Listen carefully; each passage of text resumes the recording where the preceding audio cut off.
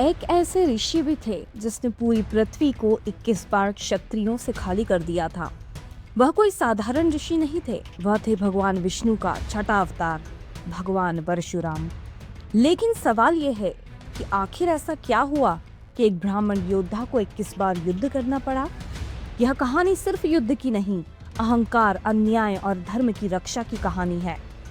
बहुत समय पहले महान ऋषि जमदग्नि और माता रेणुका के घर जन्म हुआ एक दिव्य बालक का। उनका नाम था राम। लेकिन यह कोई साधारण राम नहीं थे। भगवान शिव ने स्वयं उन्हें परशु यानी दिव्य फरसा दिया था, तभी से वे कहलाए परशुराम। परशुराम बचपन से ही अत्यंत तेजस्वी, तपस्वी और महान योद्धा थे। लेकिन उस समय पृथ्वी पर कुछ ऐसा हो रहा था जिससे धर्म खतरे में पड़ गया था। उस समय कई राजा और क्षत्रिय अत्याचार और अहंकार में डूब चुके थे।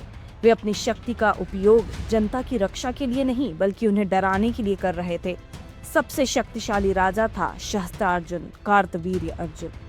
कहा जाता है कि उसके 1000 भुजाएं थी और अपार शक्ति थी, लेकिन शक्ति के साथ उसका अहंकार भी बढ़ गया था। एक दिन सहस्त्रार्जुन ऋषि जमदग्नि के आश्रम पहुंचे। वहां उन्होंने देखा एक अद्भुत गाय को, कामधेनु। यह दिव्य गाय जो चाहे वह उत्पन्न कर सकती थी। राजा का लालच जाग गया। उसने बलपूर्वक कामधेनु को छीन लिया और आश्रम को नष्ट कर दिया। जब परशुराम को यह पता चला तो उनका क्रोध अग्नि की तरह भड़क उठा। परशुराम अकेले ही राजा सहस्त्रार्जुन की सेना के सामने पहुंच गए। हजारों सैनिक, विशाल सेना, लेकिन सामने था शिव का दिया हुआ दिव्य फरसा।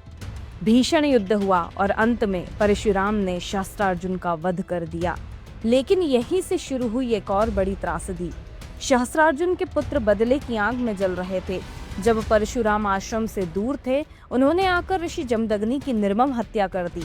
जब परशुराम वापस लौटे तो उन्होंने देखा उनके पिता का निर्जीव शरीर और रोती हुई मां रेणुका। उस क्षण परशुराम ने एक भयानक प्रतिज्ञा ली। उन्होंने कहा, मैं इस पृथ्वी को 21 बार अत्याचारी क्षत्रियों से मुक्त कर दूंगा।